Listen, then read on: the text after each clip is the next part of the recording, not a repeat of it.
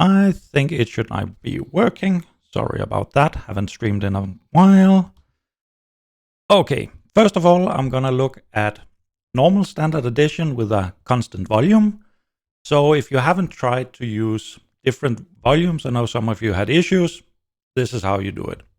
So basically, we're gonna have a look at our lovely book. And as you can see here on the right, the general idea is you make a plot containing the concentration of your standard amounts on the x-axis and the absorbance on the y-axis, and then you calculate the intercept. So I'm just going to quickly try and do that. We'll jump over to, where do we have it? Here we have a lovely Excel sheet. And if we just zoom in, you can actually see what's going on. So I'm just going to make up some random data. So for instance, these are the ones where I didn't add any extra iron. So let's say I got an absorbance of 0.12, 0.13, 0.12, something like that. I know you did more repetitions and all of that. I'm just going to put in some values. And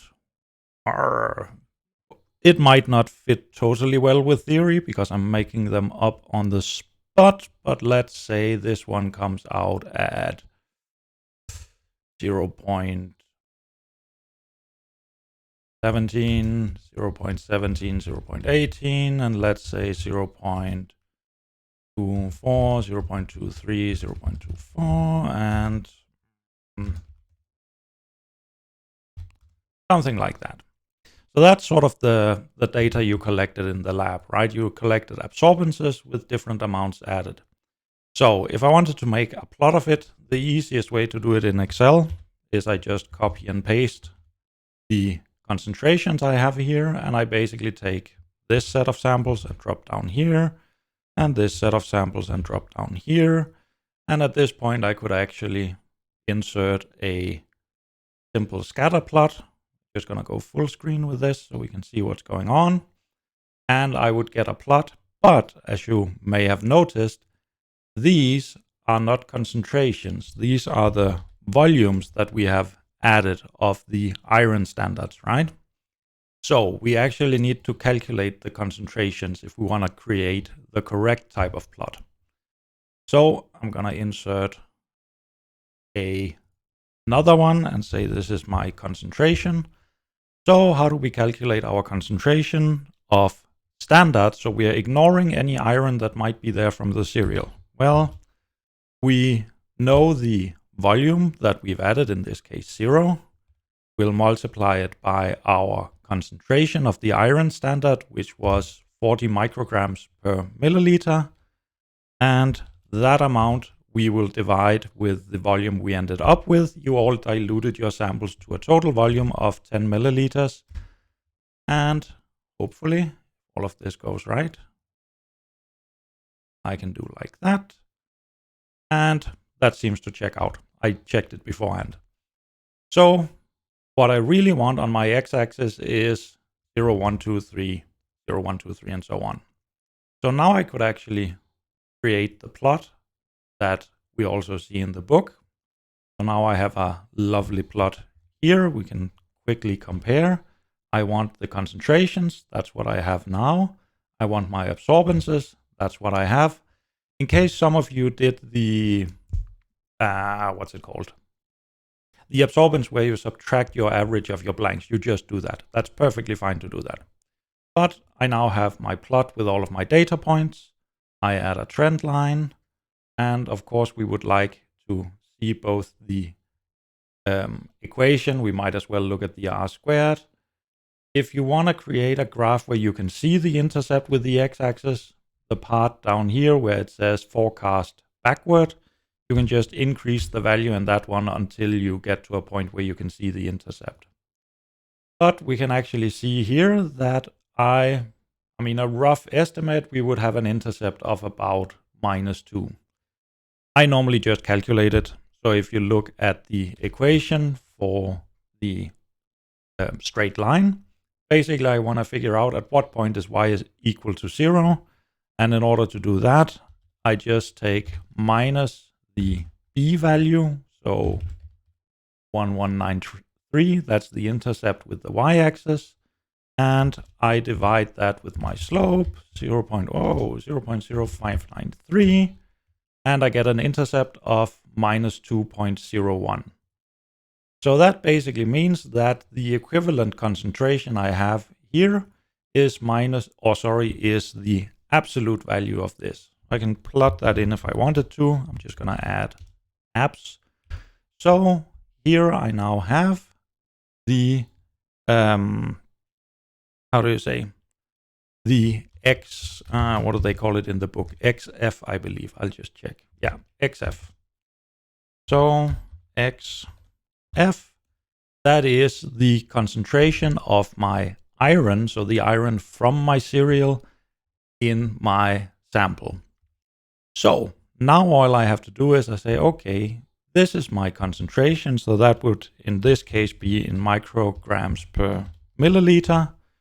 Well, I'm going to move this a slight bit. In this case, in the sample you measured, you had a total volume of 10 milliliters. So I can take this, multiply it by 10, and that gives me the micrograms that I had in my 10 milliliters. Okay? Now, all of those micrograms had to come from the breakfast cereal, so from the acid that you used. Now, the volume of acid was 2 milliliters. So I can take the amount that I have divided by my 2 milliliters, and that tells me that in the acid solution, I had a composition of, or a concentration of 10 micrograms per milliliter. Okay? So now I know how much of a concentration I have in the acid. I also know that at the start of the experiment, I mixed in 10 milliliters of acid. So I take this amount, multiply it by 10, and I get the number of micrograms in all the acid. Let's see if we can adjust this a bit. There we go. So now I know how much was in all the acid. If we assume that all of the iron in my cereal was dissolved in the acid, well, at this point, I need my mass of cereal. You'll have to check your own notes. I'm going to say, for me, it's 7 grams. And then I simply say it's the number of micrograms in all of the acid divided by the 7 grams. That gives me a composition. Actually, I should have done that one step below. We'll just do that. That one divided by that one. That gives me a composition of 14 micrograms per gram of cereal. And then if you want to compare it with the data available on Frida, I believe they give it in milligrams per 100 grams.